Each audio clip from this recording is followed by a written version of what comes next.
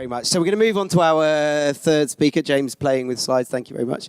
Nicola Doherty, who's the Director of Enterprise at Gong. She is going to be talking about how to identify risk as a sales leader. To give you some context, Nicola joined Gong in May of this year as their Director of Enterprise. She spent some time at LinkedIn and some other places covering multiple markets and products. And prior to this, spent 3 years at Pearson in Australia as well. So done some sales manager and head of sales time on another continent, which is always interesting to hear the context. Particularly having spent 8 years in Australia myself, it's a lovely place to do business. But Nicola is going to be on the stage talking about how to identify risk as a sales leader. Please give her a round of applause and welcome her to the stage. Thank you very much. A little part of me is wondering, was it a strategic decision that I got paired up with Owen because our height is kind of more comparable? I'll leave that with you. I would imagine that was very smart. Oh, right, okay, maybe not the same. Everybody, it's amazing to be in a room with over 200 people. The last time I did this was on Zoom, and I'm really regretting not having the little notes on the screen beside me. So just bear with me now. I am with Gong, so I've got two hats. Even though I don't have the head for hats, I still wear two. One is the enterprise new business side, and then I also look after our customer business here in EMEA. So that's everything from SMB to enterprise. And so what's top of mind for our customers at the moment, for a lot of them, is how do we mitigate churn amongst this economic uncertainty? And so I thought, given I have a couple of minutes, I thought that would be a place where to start. So I don't think there's a single person in this room that's not in some way experiencing headwinds between what's going on outside in the outside world from an economic perspective. What we're looking all to do is build sustainable, resilient businesses that will thrive no matter what storm kind of comes to play. And what's at the core of that, ultimately, like where our most robust revenue sits is with our loyal customers. And that's where we're going to find that organic growth as a business. And so what I wanted to do was kind of share just a couple of insights about why that is important, but also a couple of the tactics that I feel, this is lovely, this clicker really works, tactics that I think that you can take away and apply to your businesses. So I find this to be really interesting. So there's two studies that I'll talk about because I love numbers. So the first one was that this study here was done by Bain and Company. And essentially what they did was they looked at companies, and if they had, in this study, they increased their customer retention by 5%. And that ended up impacting over 25% of their bottom line. And so it was actually between 25 and 95%, which is absolutely unbelievable. But that study was about 10 years old. So, I mean, you could take that with a pinch of salt. So I went out and I Googled again, and there was another study where they were looking at specifically SaaS companies, and they were looking at where companies had reduced their churn by 1%. That had ended up having an impact on their bottom line of 7%. So they had 7% return just simply by reducing their churn by 1%. And so, what I also compared with, what was interesting was in that study, they looked at their new business customers as well. And what they found that with the new business customers, with that same 1% uplift in customer acquisition, you'll only have a 3% uplift in your bottom line. So acquiring new customers but churning the ones that you have ultimately will lead to much lower growth to your company. In fact, if you had a company that had the same new business acquisition rate and the two of them had a 5% gap in their customer churn, the customer with the lowest churn would be 500% higher in revenue than the second customer, just simply because their retention was so good. I've been clicking this button now for about 2 minutes and nothing has changed. So thank you very much. Oh, now I can wander. This is great. And so the reason for that is because on the new business side, it costs so much more to acquire customers. So you're talking about a much more expensive cost of acquisition. So you're talking about 5x higher to acquire a new customer than to retain the ones that you have. So hopefully now you are all thinking, absolutely, we need to retain our customers and lower our churn. We go to the next one.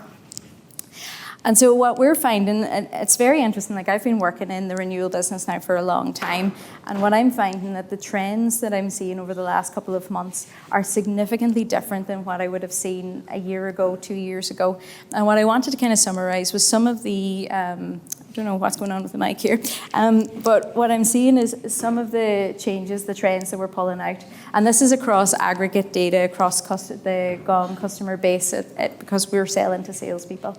So what we're seeing across the base is obviously decision makers are changing. So what the people who would have been involved in making decisions this time last year, maybe it was a decision at a director level previously, that's going up to either CFO or higher within the organization. They're assessing value of their acquisitions in a different way. They're looking for very concrete ROI. And because as well as that, we're seeing a significant increase in the number of decision makers across the organization that's involved in these acquisitions, that also has an impact there as well. The reduction in budgets is very real, and we're absolutely seeing it over the last couple of months as companies, particularly earlier stage, are looking to increase their runway by cutting costs. So you're seeing that.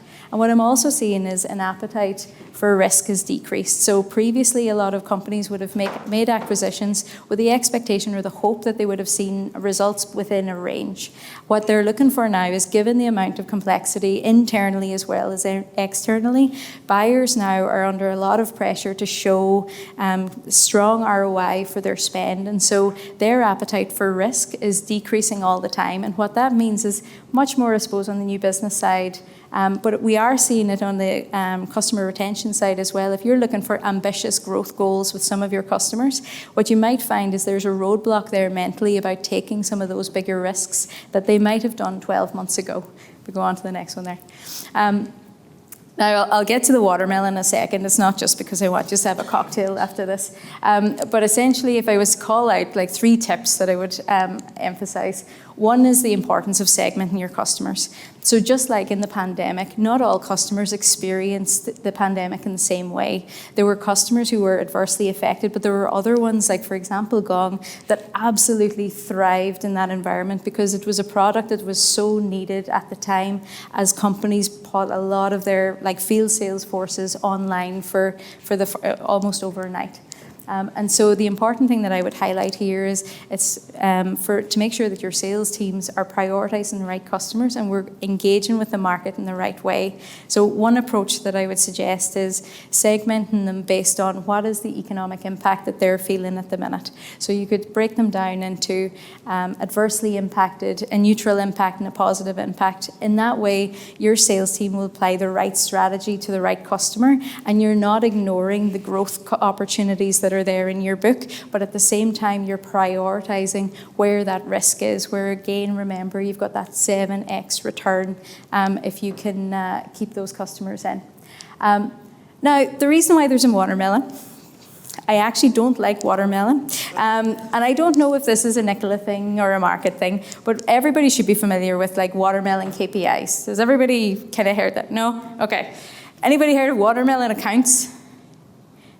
All right, maybe this is a Nicola thing. Okay, I've invented this. Okay, so my tip here is to find the watermelons in your accounts. And ultimately what I'm talking about is the accounts that look green on the outside, but they're red on the inside. So you're talking about accounts where maybe, for example, their engagement rates are so high. They're using it all the time. You're looking at it, you're looking at your data, and you're like, these customers here love the product. And then you dig in and you understand the context behind it. And you actually talk to the customer and you're like, oh yeah, it's great. I love the concept of what it is. But I don't see any differentiated value between you and somebody else. So all of a sudden, if you're having that conversation, you've just sent your commercials, you've got 2 months out from the renewal, and all of a sudden it's like, no, I can get this much cheaper from somewhere else. And you've got 2 months to go and change somebody's mind, and it's very difficult. We all have a decision bias, a confirmation bias. Once we make a decision, we do not want to change it. So if you've got a customer who's made a decision that they're going somewhere else, in 2 months' time, it's very difficult to turn that around. But what you want to do is find the watermelon so that you've got a bigger runway Because if you can find that out at 6 months, at 4 months, then all of a sudden, then you've got time to highlight what is the differentiated value between you and anybody else out there in the market. And all of a sudden, you're able to, that doesn't become a churn risk at the end, you're able to win that customer. So find the watermelon. So, those ones where the reps are like, oh yeah, everything's great. And you're like, no, it's not.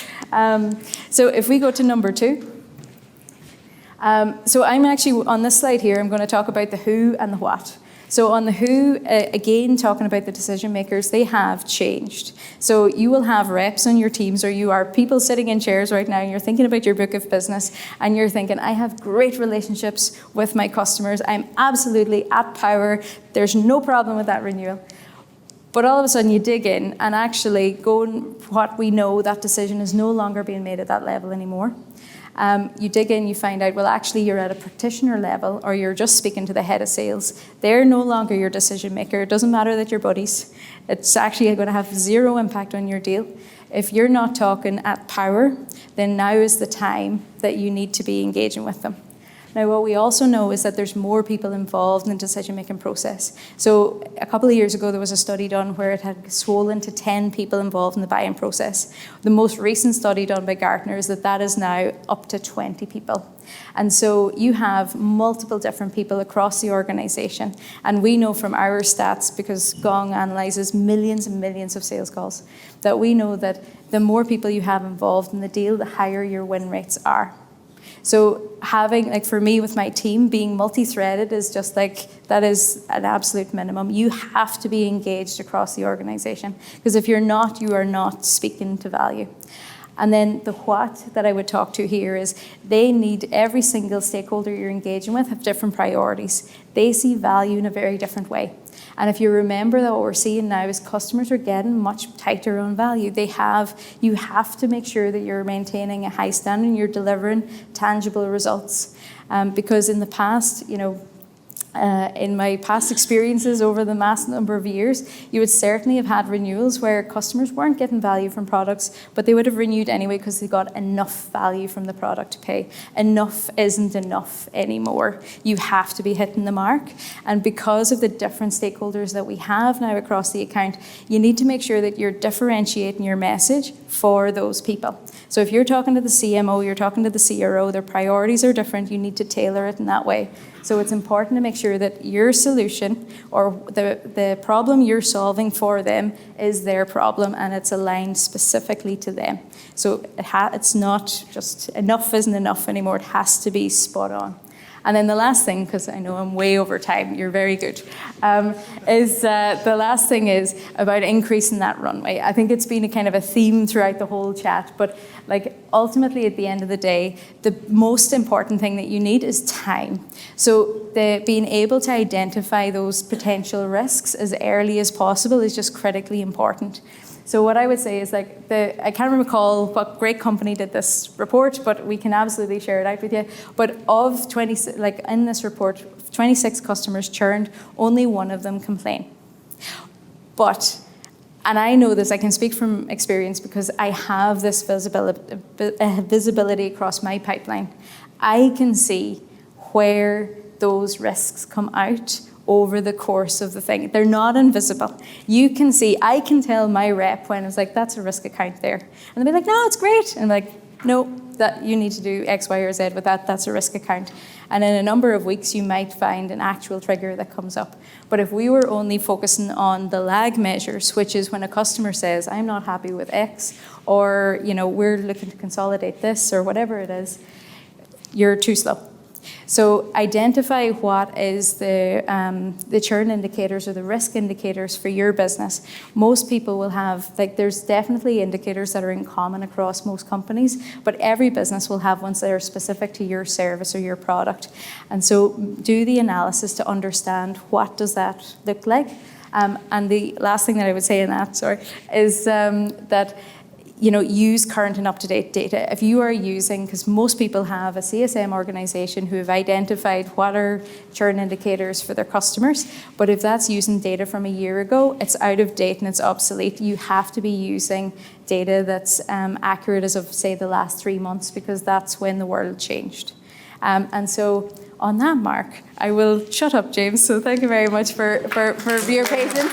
Thank you, everyone.